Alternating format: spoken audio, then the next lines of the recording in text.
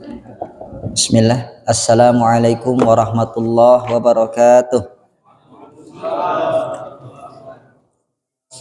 Alhamdulillahirabbil alamin wassalatu wassalamu ala asyrafil anbiya'i wal mursalin wa ala alihi wa sahbihi ajma'in, amma ba'd. Alhamdulillah, segala puji bagi Allah yang telah mengumpulkan kita di tempat yang mulia ini. Sekarang kita akan melanjutkan pengajian kita di fikih. Bapak masih ingat kita di bab apa? Wudu, betul ya, bukan bab umroh. Bukan bab umroh, kita di bab wudu. Pada pertemuan yang lalu kita sudah membahas tata cara berwudu Nabi Shallallahu Alaihi. Sudah diamalkan, Pak? Sudah diamalkan? Karena kalau ilmu tidak diamalkan maka akan lupa, ya. Tapi kalau ilmu diamalkan, insya Allah akan tetap. Kemudian kita juga sudah membahas sunnah-sunnah wudhu, dan sekarang kita akan membahas pembatal-pembatal wudhu, ya. Coba pembatal-pembatal wudhu yang Bapak tahu apa saja, mulai dari Pak Maryadi. Satu, sebutin aja satu. Ya, pembatal wudhu. Keluar angin. Emangnya ban, Pak, keluar angin? Ya. Maksudnya kentut mungkin? Ya, kentut, Masya Allah. Ya. Mas Syahrul, coba sebutin pembatal wudhu. Kentut juga. Kencing, Masya Allah, betul. Pak Nur Khalis, pembatal wudhu yang Bapak tahu apa?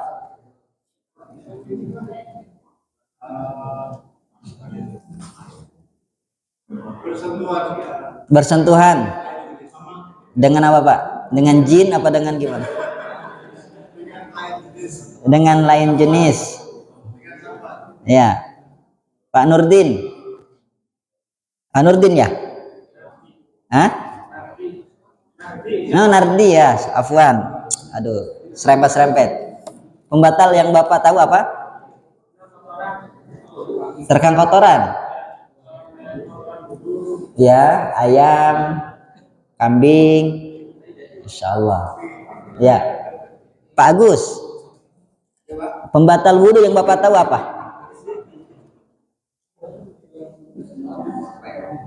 Apa ya? Jadi Bapak gak pernah batal wudhunya. Ini saya tanya dulu, pengen tahu sejauh mana Bapak mengenal pembatal wudhu. Gak apa-apa, Pak. Salah gak apa-apa. Tadi pun masih ada yang salah-salah, saya biarin dulu. Bersentuhan dengan wanita yang bukan mahram, keluar angin. Ya, kentut, kencing. Ya, taib. Pak Ai, gimana Pak Ai? Mimpi jima. Masya Allah. Taib. Oke. Sekarang silakan Bapak cocokkan dengan info yang saya akan berikan ini, Pak. Yang pertama, pembatal wudhu itu yaitu segala yang keluar dari dua pintu. Pintu belakang, pintu depan. Pintu belakang maksudnya dubur, Pak. Pintu depan maksudnya kemaluan. Jadi segala yang keluar dari kemaluan atau dubur itu membatalkan. Yang keluar dari depan apa, Pak? Kencing, kentut. Yang dari depan, Pak, kemaluan, dari kemaluan. Ya. Mani, madhi, wadi. Ada yang keluar susu, Pak? Enggak ada. Ya. Yang keluar dari pintu belakang, dubur, apa aja, Pak? Ya, pula. Lagi makan ini, Pak, tolong, Pak. Ya. Iya. Taib, itu Pak ya. Ada pertanyaan, bagaimana kalau yang keluar itu mutiara, Pak? Yang keluar itu apa belatung, yang keluar itu batu-batuan Pak, kerikil, batal nggak wudhu? Tetap Pak. Jadi saya kasih kaidah Pak ya, Bapak ingat sampai mati Pak ya. Segala yang keluar dari dua jalan membatalkan wudhu.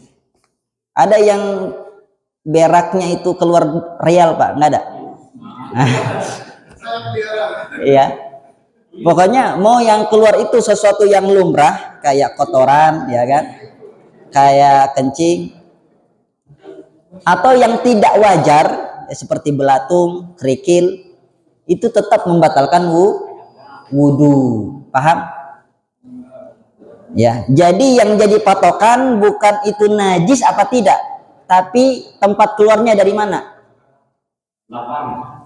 Keluar angin dari pantat batal tidak? Keluar angin dari mulut batal tidak? Nggak batal. Paham sini? Itu pembatal pertama. Rasulullah SAW bersabda, ini dalilnya Pak, la yansarif hatta yasma'u sautan aw yajida rihan. La yansarif hatta yasma'a sautan aw yajida rihan. Jangan engkau batalkan sholatmu sampai engkau mendengar suara kentut atau mendapati bau tidak enak, ya, bau kentut. Ya, semua kentut sepakat baunya tidak enak. Ada yang baunya itu wangi, nggak ada. Kemudian pembatal yang kedua, hilang akal. Hilang akal, bukan akalnya keluar Pak ya. Hilang akal ini karena apa? Satu, pingsan. Ya. Yang kedua, tidur. Jadi kalau tidur sampai menghilangkan akal, menghilangkan kesadaran Bapak, itu batal. Ya. Patokannya apa? Kita tidak lagi mendengar aktivitas sekitar, Pak. Tapi kalau kita tidur ayam, Bapak ayam bukan? Kan. Tapi kalau tidurnya tidur ayam, artinya Bapak merem, cuma Bapak masih mendengar nih. Oh, ini teman saya ngomongin saya ini, ya kan? Ini teman saya cerita mau nikah lagi ini, tapi nggak jadi-jadi. Itu masih terdengar, berarti tidurnya tidur ayam, bukan tidur yang membatalkan wudhu. Jadi tidur yang membatalkan wudhu patokannya apa? Yang hilang kesadaran, kita nggak lagi dengar apa, nggak tahu lagi apa yang terjadi di sekitar, ya begitu. Paham Bapak? Kemudian pembatal yang berikutnya, menyentuh kemaluan, menyentuh tanpa penghalang. Ini tangan ini Pak, menyentuh kemaluan. Berarti kalau yang ini yang menyentuh batal nggak Pak? Enggak. Kalau ini yang menyentuh enggak? Kalau ini batal. Ini enggak. Jadi kalau Bapak gini-gini garisnya Pak ya.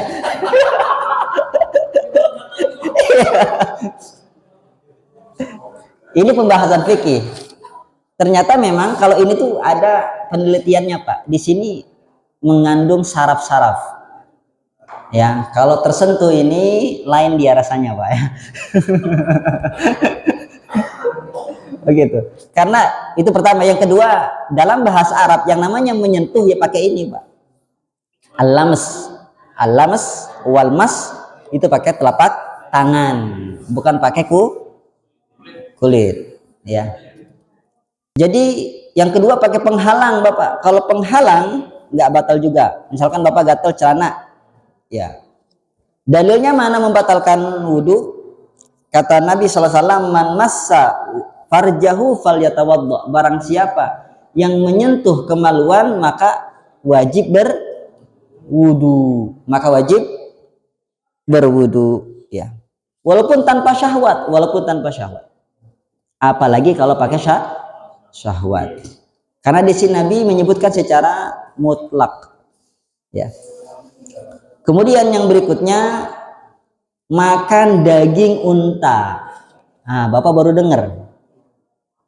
Makan daging unta. Makan daging unta itu membatalkan wudu. Hah? Kenapa? Karena dalil, Pak. Kata Nabi kita sallallahu alaihi wasallam ketika ditanya tentang wudu karena makan daging kambing, kata beliau, in syi'ta tawadda wa in syi'ta la tatawadda. Kalau kamu mau silahkan berwudu, kalau nggak mau ya nggak apa-apa. Ya, jadi kalau makan daging kambing nggak apa-apa. Yang kedua, ketika Nabi ditanya, ana tawadda min luhumil ibil, apakah kita berwudu dari makan daging unta? Kata Nabi, na'am. Ya, jadi Bapak harus tahu daging apa yang Bapak makan. Jangan kayak teman saya masuk warung Batak, tersedia menu B3, B2 ya kan, B1, dipilih B2. Entah, dikiranya kayak McDonald mungkin ya, paket. Ternyata daging ya begitu. Padahal nama warungnya bagus, Pak. Warung Pak Yunus. Ya, dikiranya warung Islam. Ternyata warung gitu. Itu pengalaman, Pak. Jadi Bapak harus tahu makan apa nih. Oh, daging sapi, makan. Oh, daging unta, hati-hati. Ya, itu membatalkan halal tapi membatalkan wudu. Kalau Bapak punya wudu kemudian makan daging unta, maka batal wudu. Paham Bapak? Paham ya? Ini dalilnya. Kenapa diteliti sama para pakar? Ternyata kandungan daging unta itu, Pak, bisa membangkitkan syahwat. Ya, membangkitkan syahwat tinggi. Begitu. Kemudian ya. Kemudian yang berikutnya yang membatalkan wudu adalah murtad. Ya. Jadi kalau ada seseorang murtad dari Islam, maka dia batal wudunya. Ya. Bahkan batal seluruh amalannya. Kalau dia tidak kembali kepada Islam, batal seluruh amal. Dalilnya adalah firman Allah, la in asyrakta la yahbatanna amaluk. Kalau kalian berbuat kesyirikan, maka batal semua amalan kalian. Dan kufur termasuk dari bagian kesyirikan. Paham Bapak? Ya. Jadi mari dijaga keimanan dan keislaman ini dengan terus belajar, Pak. Belajar agama ya. Alhamdulillah kita ada majelis taklim, mari dimakmurkan. Mari ajak kawan-kawan. Karena kalau sendiri kadang malas, Pak. Ya. Ajak kawan-kawannya supaya ikut majelis ini. Jadi yang membatalkan dulu ada berapa tadi yang kita sebutkan? 1, segala yang keluar dari kemaluan dan dubur. 2, hilang akal, pingsan atau tidur. Kemudian yang ketiga, menyentuh kemaluan tanpa penghalang. Kemudian yang keberapa? 4, apa? Makan daging unta. Kemudian yang ke-5, murtad. Nah, Pak Nurdin ya. Tadi berarti kalau kena kotoran batal enggak? Hah? Dia tidak membatalkan wudu tapi najis. Ya, paham ini, Pak? Najis. Begitu. Berarti yang harus dibersihkan adalah bagian yang kena kotoran tersebut kalau mau sholat. Jangan ngulangi wudu. Paham Bapak?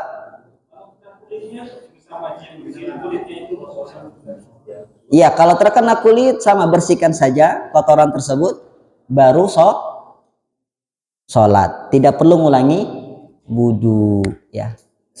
Kita sudah bahas najis belum, Pak? Belum. Perasaan udah? Belum ya? Nanti insya Allah kita akan bahas najis, apa saja yang termasuk najis dan apa saja yang tidak, insya Allah ta'ala. Perasaan udah? Belum ya? Mungkin sampai di sini Jazakumullahu khairan. Insyaallah kita akan pelajari lagi nanti lanjutannya. Subhanakallahumma wa bihamdik asyhadu an la ilaha illa anta astaghfiruka wa atubu ilaik. Insyaallah Ustaz Budi akan melanjutkan. Ada pertanyaan? Silakan Pak.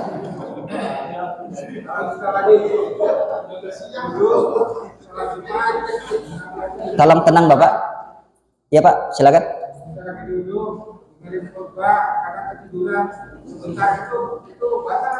Tidak Pak. Ya, tapi jangan tidur hilang akal Pak ya. Kalau hilang akal maka Bapak harus pergi wudhu lagi.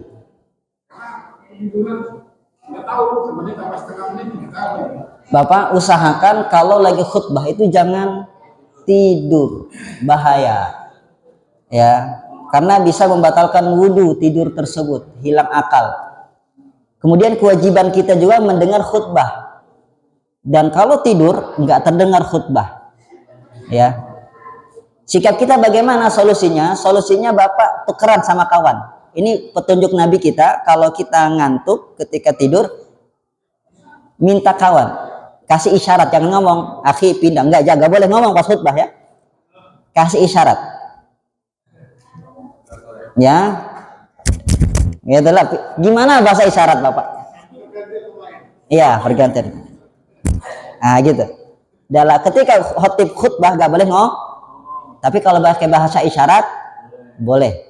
Ada anak-anak ribut, jangan, oh ribut aja kau, mana otakmu? Bapak juga nggak tahu ilmunya itu, ya, nggak boleh ngomong, pakai isyarat, gitu ya, jangan ribut. Ah itu, supaya hilang ngantuk, karena setan itu ada di situ Bapak, iya,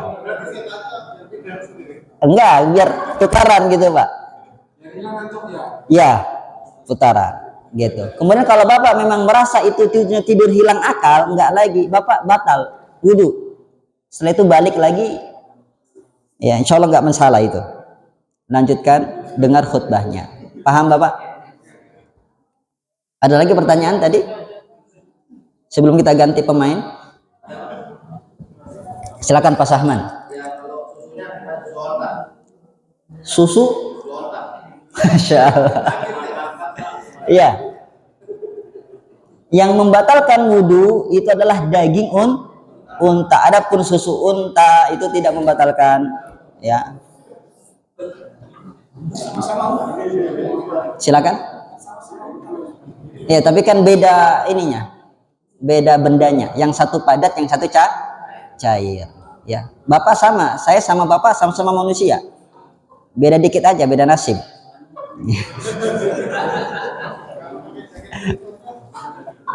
Silakan Bapak, ada lagi?